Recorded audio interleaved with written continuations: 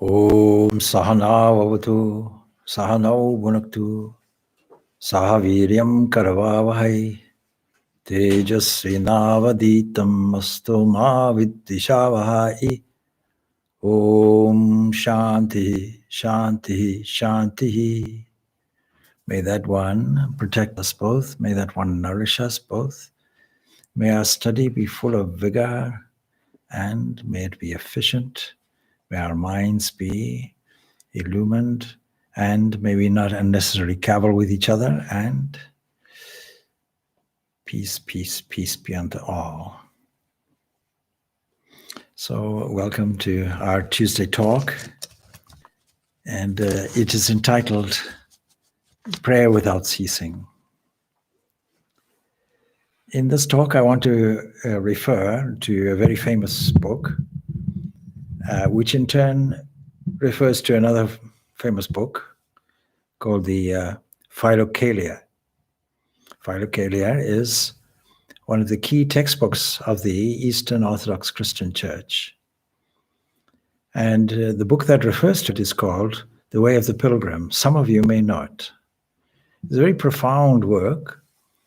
It shows the universality of ideals where somebody who has a yearning to find out something that will change their life, that will enhance the way they think, and start themselves on a spiritual journey inwards. Religion begins with a journey inwards. We've just completed over the weekend a meditation workshop. So I had this subject in mind because a key component of it is that there are two types of meditation. One meditation with eyes closed. This is meditation that requires isolation, stillness. It requires us to take a structured internal journey. We've just done a guided meditation that assists in this, but it was a very short meditation. Meditation is only 30 minutes of guided meditation. And most of that is, as I mentioned, constructing a runway to take a flight above the clouds. We are equipped with an airplane, the physical body. We're equipped with the pilot, the intellect. And with this equipment, it is impossible just to take a sudden leap. Supposing you want to, you're in a courtyard of a house and you want to go to the very top floor. If you try to jump in one go, you'll damage yourself. There has to be a structured step-by-step way, like a pilgrim making a journey and happy to take one step at a time. Of course, anybody taking a journey, if they're anxious about the destination, will only create anxiety. And anxiety will be a very negative thing. And the key, of course, to any form of enlightenment would be to be positive, whether it's to do with the external world or the internal journey. If you want to be successful in life, a positive mental attitude is required. And there are numerous authors today that labor this point that we have to develop what is called positive mental attitude. This was very prominent from the 1960s onwards, many prominent writings and writers, Napoleon Hill, for example, and many others, would have written books that encourage people to be positive in their thinking. The advantage of being positive in your thought is that it is based on a structure. Whatever you think has the capacity to mobilize and have a suction, a pulling power. All the forces in the universe, your description of it in a unitary way is called environment, and it pulls all the resources and people and places and events toward you and structures the pattern of your life. If we know we have the capacity to do this, then we'll learn to structure our thinking in such a way that this result will be there for us. And of course, if we want an expectation for ourselves, we have to also understand that this is intrinsically negative too. Because any egocentric thought or activity, anything which is selfish, intrinsically, according to the Sankhya, Yoga, Vedanta philosophies, will produce pain for us. So there's a pilgrim who diarizes his journey from about the 19th century. And this is based in Russia. And so I'll quote from the start of his book, but his question is this. He starts his book off like this. He says, by the grace of God, I'm a Christian. What that means is it's not an exclusivist statement. It means that he has a path. And by my deeds, a great sinner. It means he knows his limitation. And by my calling, a homeless wanderer of humblest origin, a humble pilgrim, something like a sadhu, something like a homeless person who is dedicated to finding the truth, somebody who has consciously, deliberately taken a sannyasin life, a life of renunciation. And this produces for us an image of universality of seekers, how throughout the world we find these people who have a yearning heart that impels them forward. And so he says, roaming from place to place, my possessions consist of a knapsack with dry crusts of bread on my back, and in my bosom, the Holy Bible. This is all. Then he says, on the 24th Sunday of the Pentecost, I came to church to attend the liturgy and entered just as the epistle was being read. You see, the practical implementation or the mystical application of Christianity is to be found in the Apostle Paul. And so significantly, the reading, he says, was from Paul's first letter to the Thessalonians. And there it says, in part, pray constantly, pray without ceasing.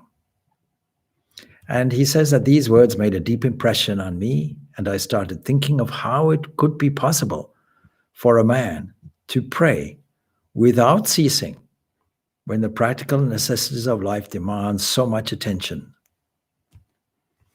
This is often a question that arises.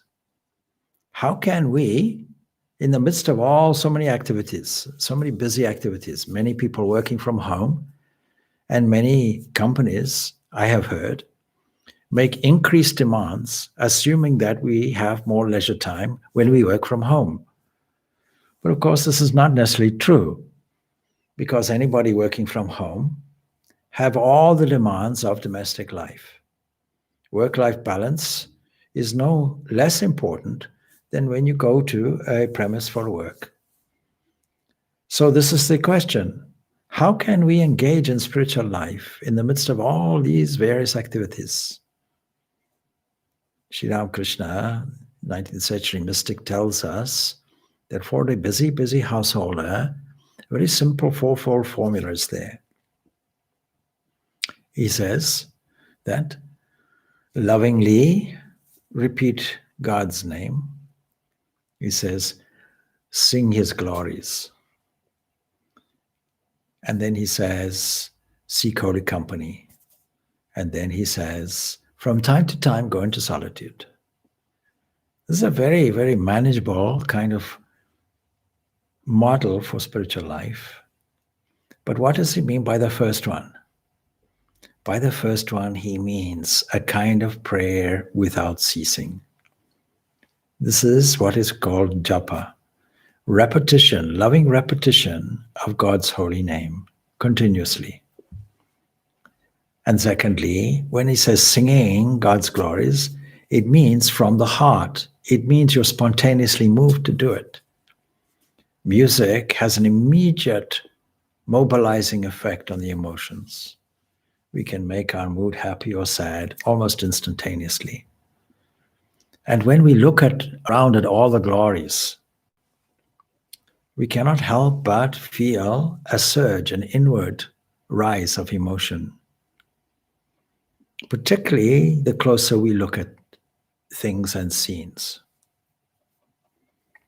One of our devotees took a photograph yesterday, and his hobby was photography, over a certain bay of Dublin. And there, what a beautiful scene was created. We can look at it as God's creation. Let's not look at it in a scientific way, that also we can look at it. But this is not just molecules, not just atoms. These are not just waves of light. Not just. They are that, but they are much more. How is it that we find the earth as it is? If you say the earth and start your thinking off from there, you surely will be led to understand before this earth was here, this earth is only here for 4.5 billion years. Before the earth was here, what was here? And our scriptures tell us that entity was here, that we call Brahman, that single entity, that one without a second, was here. That thing which was constantly existent was here. And wove, we can imagine, wove a kind of body around itself, like a cocoon, that we call the iron core of the earth and the earth itself. And then entered into it. That's the important part.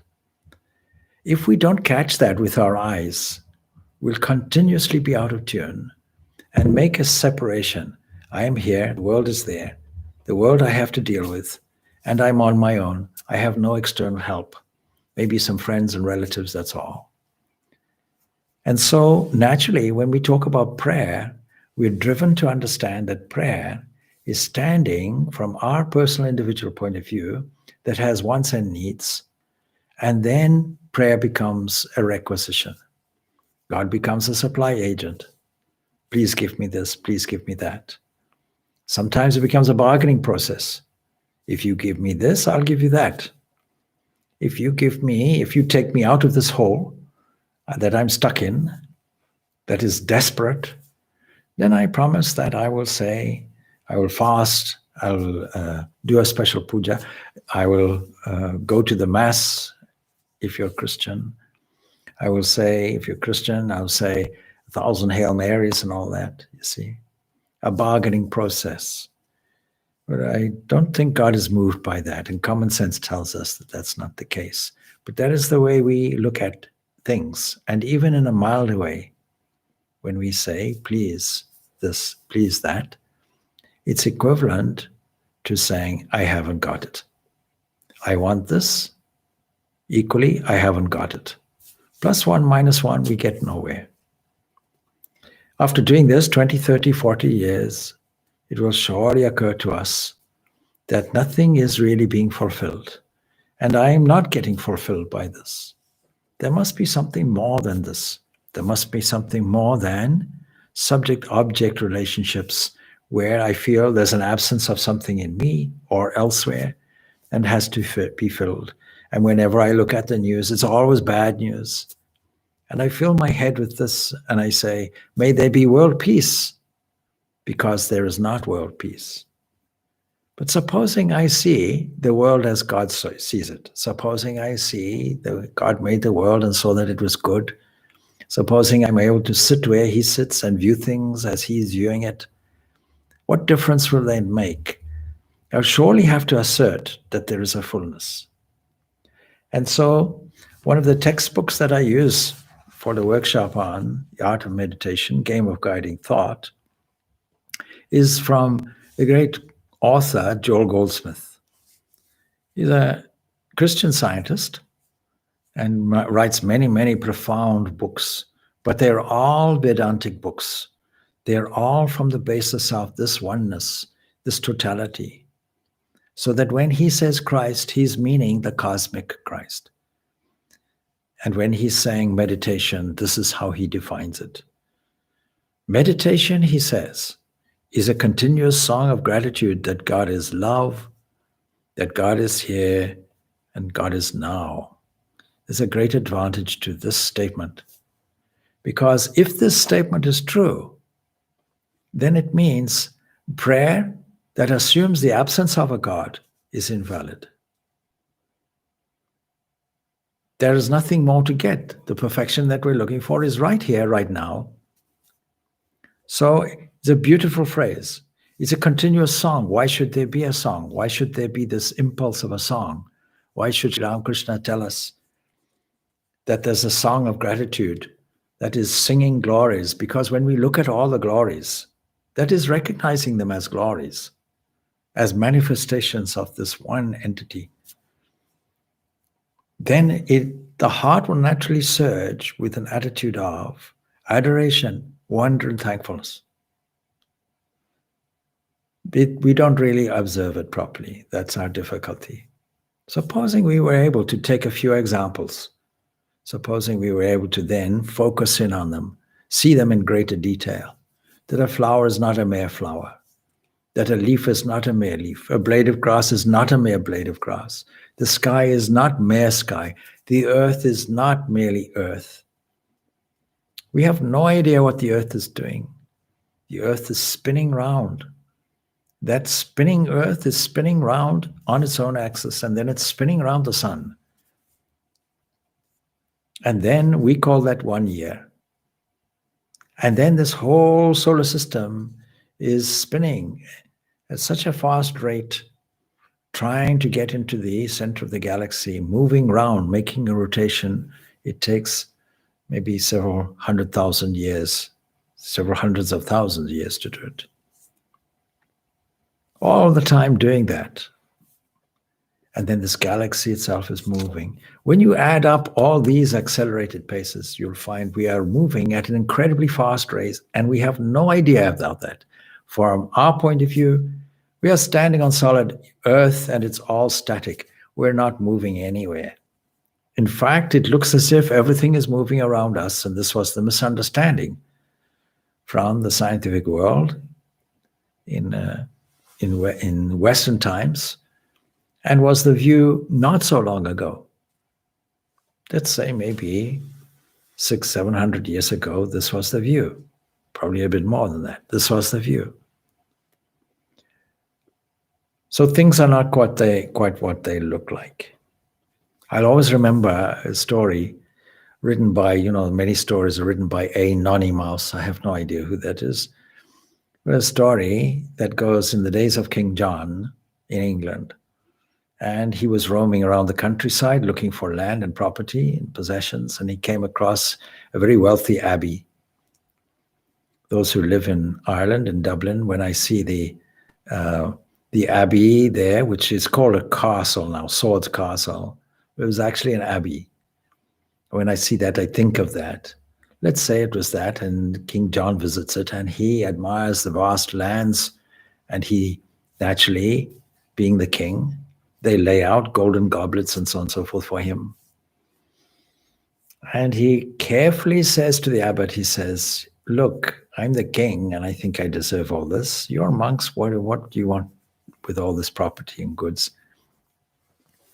But I'll give you a chance, because he saw the great disappointment in the abbot's face, and he wasn't entirely a cold-hearted person. But he knew that he would get it. So he gave an impossible challenge to the abbot. He said, I'm going to give you 2 weeks, and you'll answer these 3 questions. And if you can answer these 3 questions well, then you can retain your land and property and all your possessions. These are the questions. First of all, how long does it take to go around the world? In those days, scientific knowledge was not there.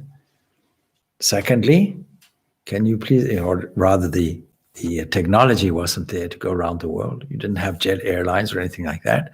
Second question was, what am I, the king, worth? It's a very tricky question. You see, you could get hung for that if you answer in the wrong way. And then thirdly, when we meet, you have to tell me, what am I thinking now? And he went away satisfied.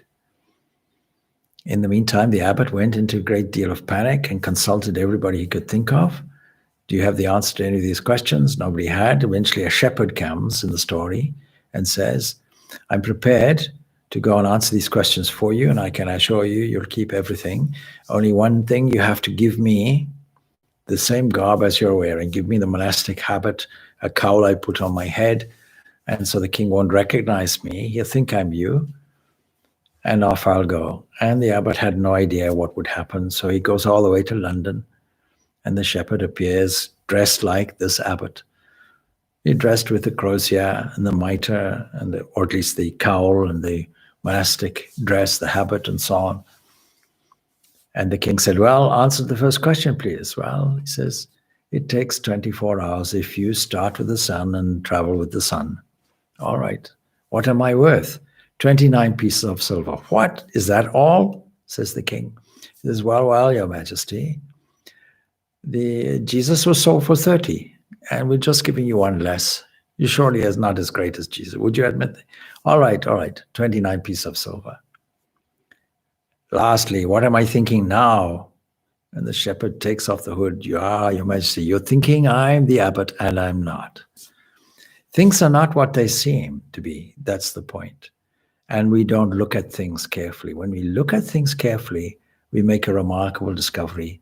We will only see the distributed, manifested glories of the divine. And that will make our heart surge, surely. That will put us into an inner rapture. And then seeking holy company, yes. And then from time to time going into solitude. Now, meditation in its formal aspect, sitting down, will require you to go into solitude. It will require you to enter into an inner world. And so that is where, in that world, you can also lovingly repeat God's name. But meditation is a continuous song, says Joel Goldsmith. It's not just one or two moments. So he is also saying, pray without ceasing, meditate without ceasing. And it's a song of gratitude, thankfulness. When we see the glories around us, it invokes for us a feeling of thankfulness. Thankfulness for what? That God is love. How do we know that God is love? Because when we see these glories, we see that whatever is there is a kind of opening, a kind of gateway, a kind of expression of this glory flowing through. It is expression, actually, of some grace that is flowing. And when we see that grace flowing freely, being poured here, being poured there, with no demand whatsoever on us, we can see it in the body. The heart is being pumped free of charge. Food is getting digested. Each cell is individually operating. If we keep our body healthy, then our immune system is strong. We won't really fall foul to any disease if we keep the body as God intended it. When we break that law, we create disharmony. We are fully equipped to be a multi-purpose adapter that has the capacity to transform all the negatives into positives. We can do it like a game and play the game of life. And meditation can be done also like this. So when we recognize that God is love, because we see that grace being poured everywhere, through the body, through the environment, through the sky, through the earth, through the sun, through all the opportunities that are freely being given to us, and through the capacity to think, with those thoughts mobilizing our environment nicely for us, with the capacity to be creative and therefore create. All this we have. Surely a small vote of thanks, surely a small offering of love is required. But we are suffering from one malady, forgetfulness. And when we talk about praying with unceasingly, we're really talking about constant remembrance. And so that is why we have to see whether we can take this mind and fix it in some way, align it, attune it to this entity that we call, or religion calls, God. But Joel Goldsmith says, just to labor the point a little bit, not only love, but it's a song of gratitude that God is love, but also that God is here. We don't have to look for God in a post-mortem condition. We don't have to look for God here or there. This presence is here. And so praying without ceasing is also equivalent to practicing the presence of that God here, now. All our anxiety comes from posting our expectations into the future. All our sadness comes from raking up doubts and fears from the past. Instead of doing all that, why don't we sit now in the stillness and feel this presence here? And now, in this present moment, in space here, nowhere else, in time now. So this changes the structure of our prayer. So when we say pray without ceasing, it changes the whole structure. The Bhagavad Gita, in the 12th chapter, stanza 8, it tells us, Mayeva mana adatsva mayi buddhim niveshaya. Fix your mind. What? Mayi? On me alone, on God alone. Let your thoughts dwell on me. Thereafter you will live in me alone. Of this there is no doubt. Is this not the same thing? Is this not what St. Paul is telling us? That we have to fix the mind on God? Is this not equivalent to praying without ceasing? Not the standard prayer, I want this, I want that, but the prayer which is aligned in this way that Joe Goldsmith has described. That entity is here, that entity is now, and that entity is love. If we understand and recognize this, then we will see God everywhere, and we will not be able to distract or detach our mind from that. But you cannot jump to this ideal straight away. We have to cultivate this attitude. And so Krishna very practically gives us an alternative. And we studied this when we studied the Bhagavad Gita. Ata chitam samadhatum na shaknoshi mayi sthiram. If you're not able to fix your mind, how? Steadily, that is without a break, on me, pray without ceasing, then seek to reach me by the yoga of constant practice called Abhyasa Yoga. Practicing this prayer with continuously, this is called Abhyasa. Abhyasa means whenever the mind is wandering away from it, you bring it back, bring it back. We have the capacity to notice where the attention is moving and going. And as wandering off, seeing it wandering off, we give it some leeway. That's the best psychological way of doing it. And then gradually bring it back. So, by the way, any comments that you have on YouTube, I can't attend to, just for your information, as they're being written. But I'll try to attend to them afterwards in text, if the YouTube will allow me to do that. So, and then if you are incapable of constant practice, another alternative is done. Be intent on doing actions for my sake, even performing actions for my sake, you will attain perfection.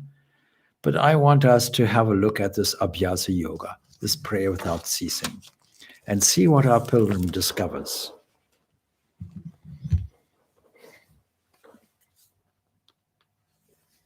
The foundation of our search should be just the fact that things change.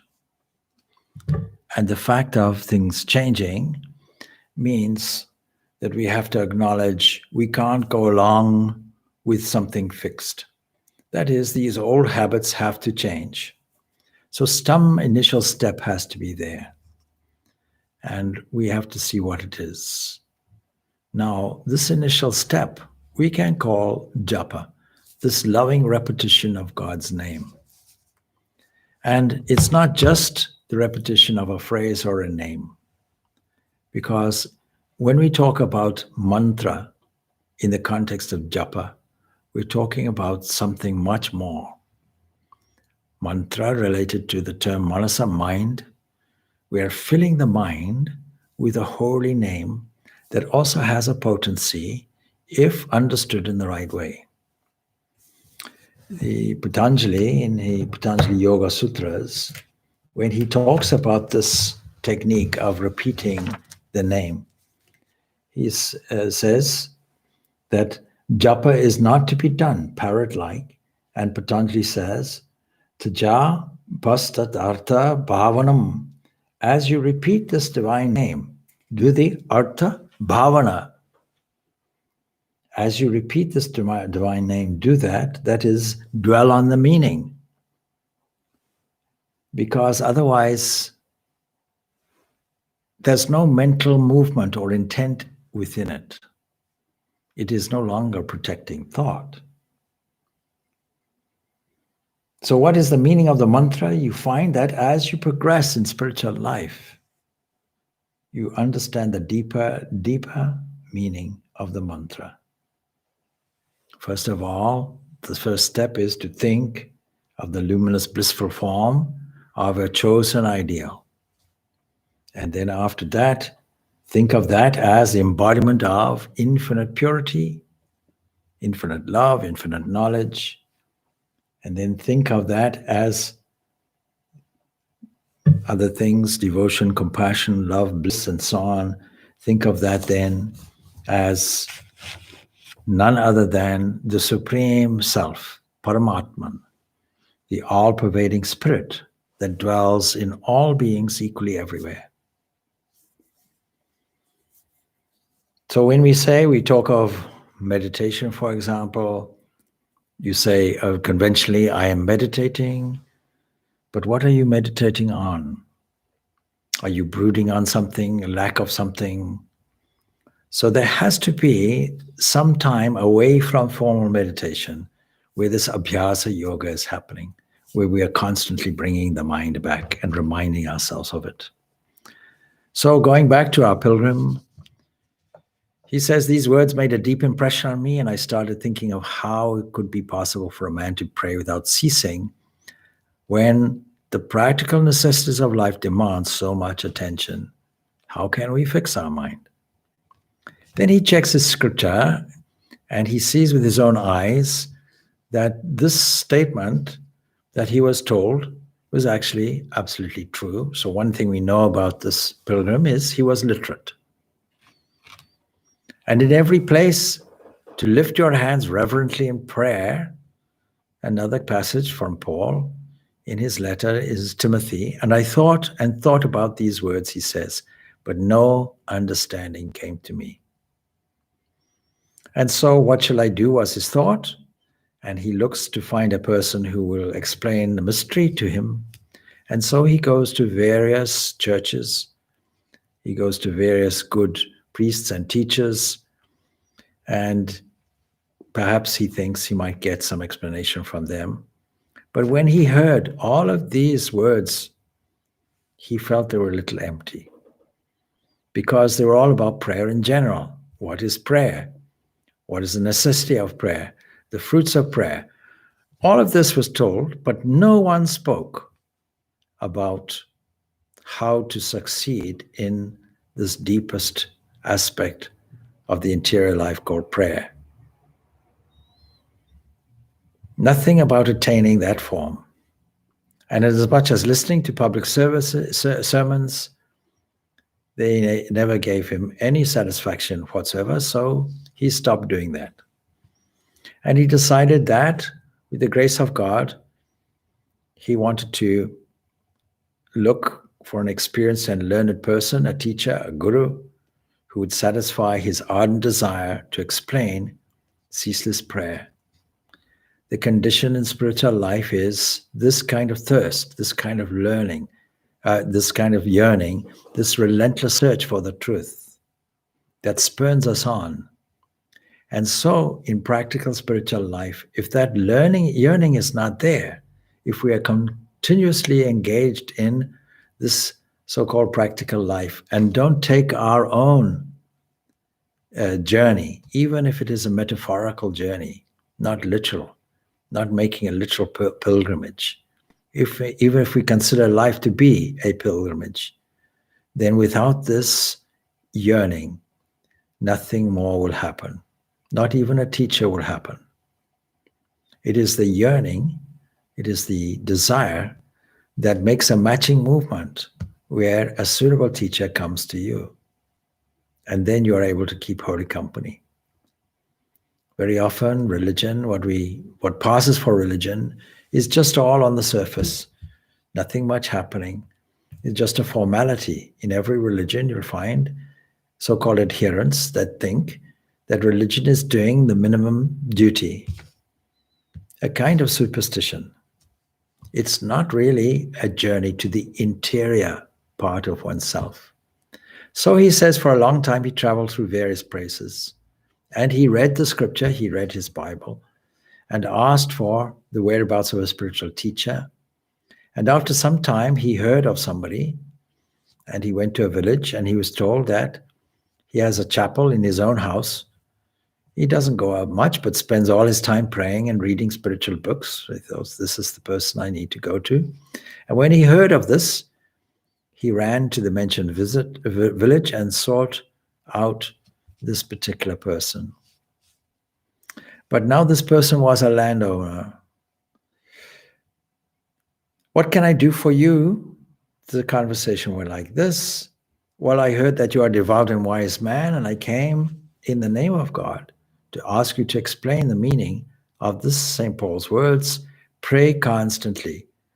How is it possible to pray continuously, without a break, without stop? I'm eager to know this, and I can't find any way to understand it. And the gentleman was silent, and he said, ceaseless interior prayer is a continuous aspiration and a yearning of the spirit of man toward God. And to succeed in this sweet exercise, it's necessary to ask God frequently that he teach you to pray continuously. So that is the first step. Your first prayer is, teach me how to pray. And pray often and fervently, and prayer itself will reveal this mystery to you. And that is, the mystery will be revealed about how it is possible for it to be continuous.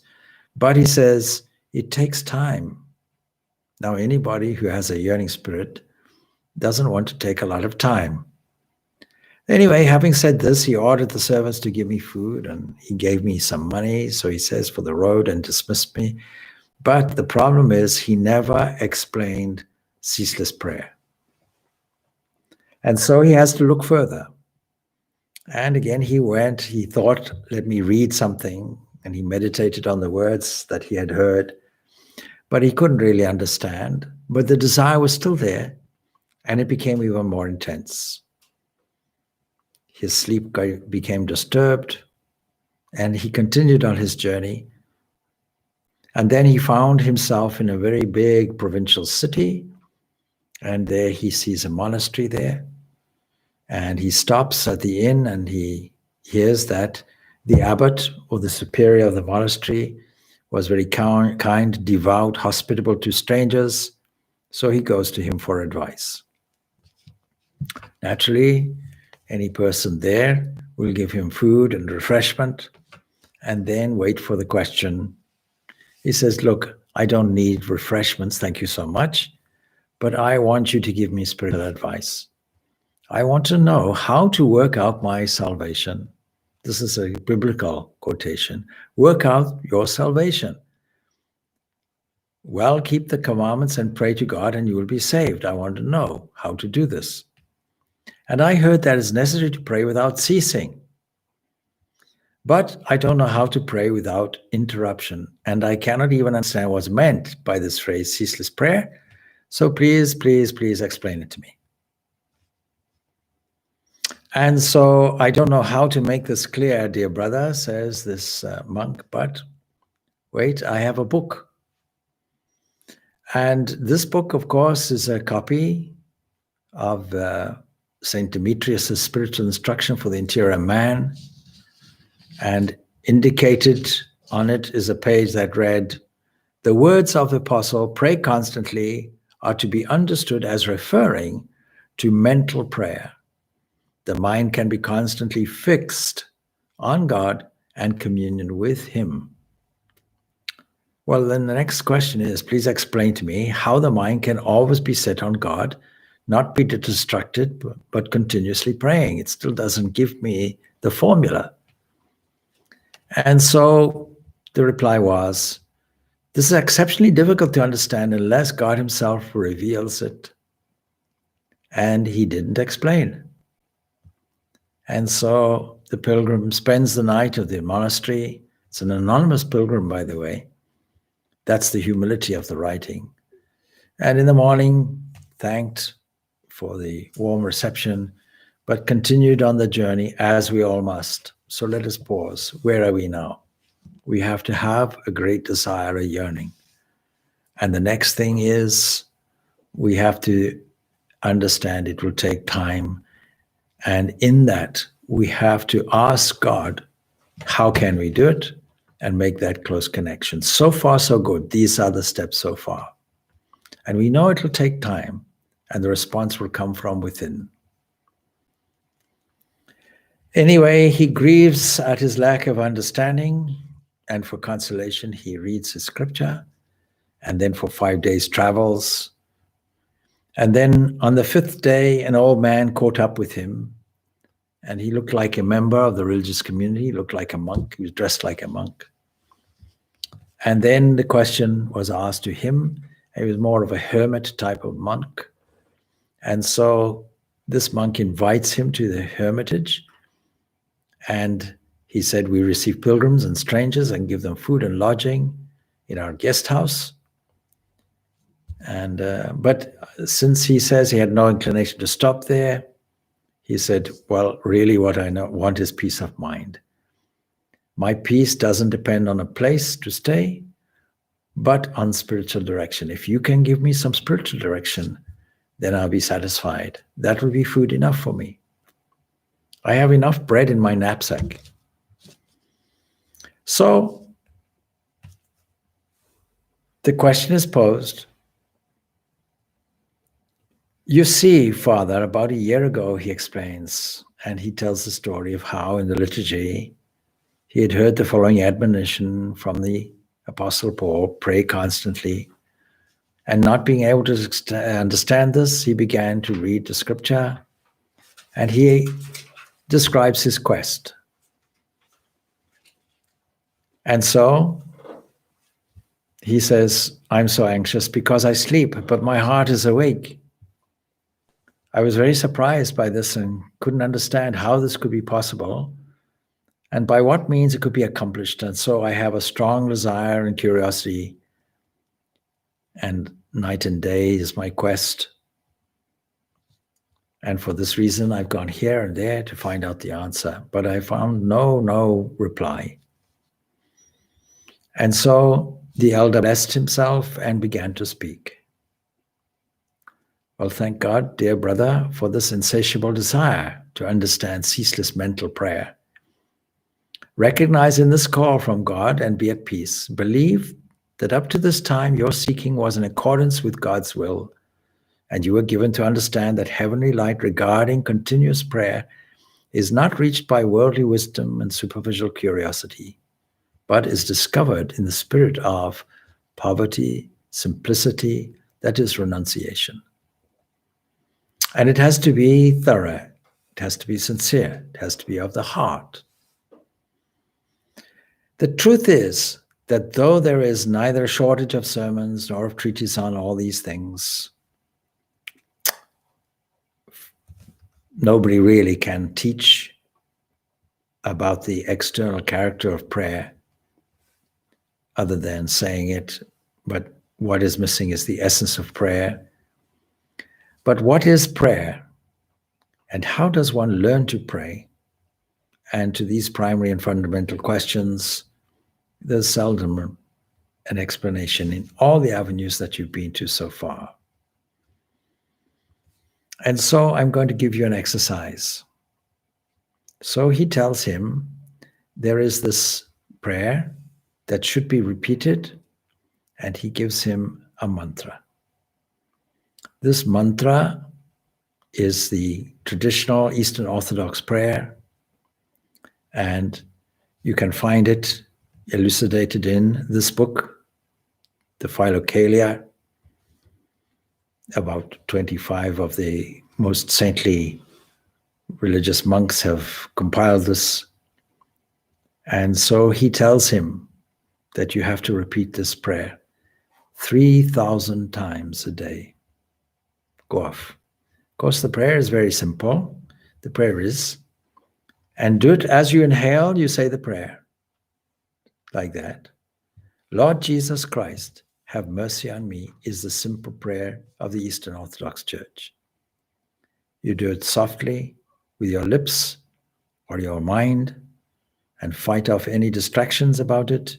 Be patient, be peaceful, and repeat this process frequently. And frequently means 3,000 times a day. Go off, find a place silently to practice this, and do this. Now, what he describes is, of course, he does this and he gets a little bored with it. He doesn't really find so much pleasure in it. And then he starts to feel the sweetness of this, because look at the prayer. Lord, that first word, see the meaning of this mantra. Lord, that means some entity that has a domination of my life. And then in Christian terms, Jesus is that special manifestation that illumines me and that gives me a tangible, chosen ideal to meditate on. And then Christ, what is that Christ? It is that light, it is that cosmic mind that comes. And have mercy on me, because we are all in a state of seeking. We all require God's grace to flow to us. Now, none of this he would have understood yet. So there are several ways to repeat any form of mantra or formula. You can do it mechanically, without any meaning, but the mere repetition of the words, with even a semblance of the meaning, will give you an insight into the deeper meaning of it. And so when he goes back, he's told, all right, your next step is go and repeat it 6,000 times a day. And so it goes up like that, 12,000 times a day like that. And eventually he finds that he cannot do without repeating it. It has entered into his heart and soul. It has possessed him and obsessed him. And now he feels the promise that was given, that he'll start to feel a certain blissful attitude coming, a certain sense of supreme joy will start opening up like the sun coming and a new dawn arising, and this grace starting to overwhelm. And this, he discovers, is praying without ceasing. Now, this whole science of japa is there. And so the more we practice this, the more we catch small glimmering pieces of hope about it. Like seeing small spots of light in the distance. And then as we approach closer, more and more gets revealed. And we'll only get as much as we require. I often use the example, I'll give it again. Supposing I travel in a car from Dublin off to Belfast, then the car manufacturer doesn't give me a beam of light that takes me 150, 160 kilometers. It just takes me 20 meters. And once I reach the edge of the 20 meters, another 20 meters comes, another 20 meters, another 20 meters. We only get revealed whatever we are capable of accepting. And there's no point in revealing it all at once. We only require a little bit. And as we progress, we get more and more until we get the whole totality. So the advantage of this approach, that God is love, God is here, God is now, is that all our anxiety and expectation goes. We start tuning in to the presence of that divine entity here and now. Knock and the door will be opened unto you. Whatever we want comes to us immediately. In moments of uplifting consciousness, says Joel Goldsmith, the ensuing meditations unfolded from within, revealing the gifts of the Spirit. These meditations follow no established or prescribed pattern, but each one is an expression of spiritual impulse flowing into form. Imagine, this kind of meditation and prayer is not to go and get something. It's to express something, to discover something and express it. What a wonderful thing it is. And it is to constantly bring the mind back. If we constantly are repeating God's name, is there anything wrong that we can do? Can any lust enter into the mind while saying God's name, repeating God's name? Repeating and meditating on its meaning at the same time. It's just like when you call somebody's name, you don't have to specifically think, I wonder, what does this name mean? Just simply calling it will bring to mind the name, or bring to mind the concept, the person, the form. When you say a person's name, immediately corresponding picture comes. And the science of this really is that, according to the Vedantins and the yoga philosophy, there are two forms of what we see. One is the gross obvious form, the other one is the subtle form. And we reproduce the subtle form so that when we are repeating the word, the picture comes to mind. And then added to that is the feeling. And when we add the feeling, it is no longer a mundane thing. We have to make friends with our mantra by relentlessly repeating it. And how often should we repeat it? 24 hours of the day. So that even when we are sleeping, this pilgrim discovers, even during his sleep it's there, waking up it's there, going to bed it's there, walking it's there, speaking it's there. It's always there in the background. It's always there in the mind. It's always there in its subtle form. And in this way, we are invoking and inviting whatever it means, that Lord within, to open up and reveal itself to us as it is. Many people talk about God. Many people give great sermons about it. But whoever has seen God, see? So there's a great difference. Ramakrishna uses that language. Some people have heard of milk, but never seen or tasted. Some people have heard of milk, then some people see milk. But now we have to taste it. To understand it, we have to taste it. And the more we do that, the more we bring the mind back, constantly bringing it back, playing that kind of sport. This then is praying without ceasing until it possesses us, until it becomes a living reality for us. So the mantra, the extra dimension of a mantra, is beyond simply a phrase that where we can meditate on its meaning, because the additional value is the srota aspect. That is, that aspect where we're able to mobilize a sound that has the semblance of a vibration going back to the original entity as it is. This is called bija mantra, of course, and many mantras will contain bija mantra. Bija means a seed, and just like any seed, when we cultivate it, it grows. And when it grows, it opens and reveals itself to us. So this is the subject matter. Now, there's not much point in talking about all these things unless you yourself determine to practice something and take on board the repetition of a mantra or a holy phrase. As I mentioned, in every religion, you'll find the system.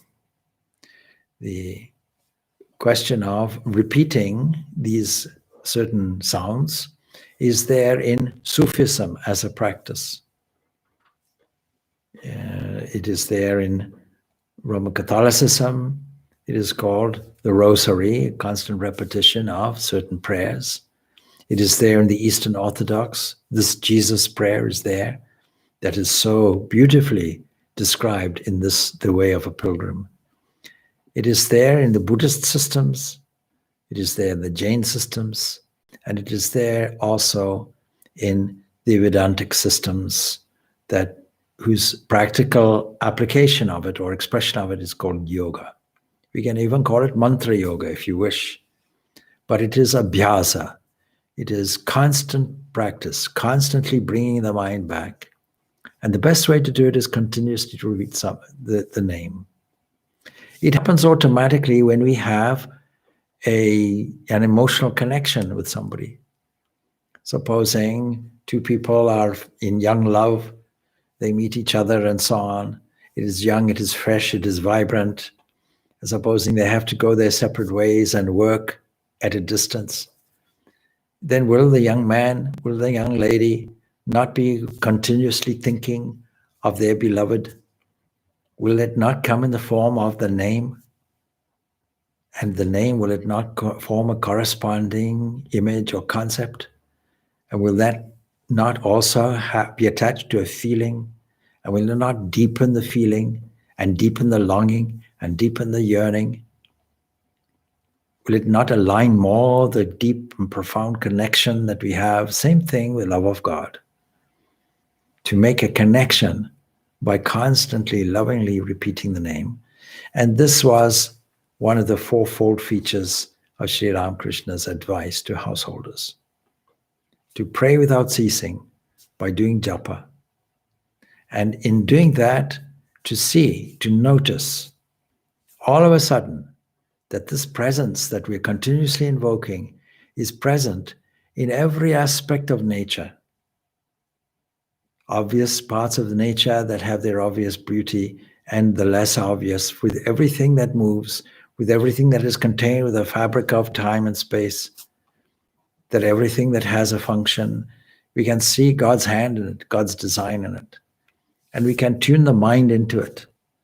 This tuning process is this prayer without ceasing.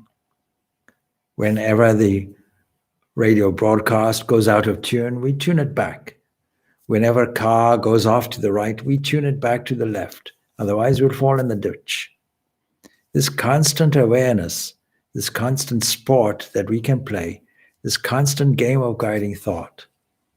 And we have this wonderful use of phrases, affirmations, and in their most potent way, mantras to use. And when we do this systematically, it is japa. Holy Mother, Sharda Devi, was quite adamant, this is Ramakrishna's consort. If you have no work to do, if you have nothing to do, then do japa. Repeat God's name. And she herself would have done thousands and thousands and thousands of repetitions. When somebody came with difficulty in spiritual life, says, increase your japa is often a formula that is given. Increase your japa. What we call the practice of sandhya in a spiritual sense is exactly that. It consists of three elements: prayer, repetition of this God's name called japa, and meditation. And one leads systematically and progressively to the other. And meditation itself yields an opening for us. Selfishness and egoism is a closing thing. It closes all the doors. But these three steps act as an opening thing. And the more it's opened, the more the revelation comes to us. We finish this off then, wishing everybody peace and bliss and joy, and the wish that everybody's heart may open, that we may constantly remember this supreme entity that is the blissful base of your own life and of all. Om Shanti, Shanti, Shanti. Peace, peace, peace be on all.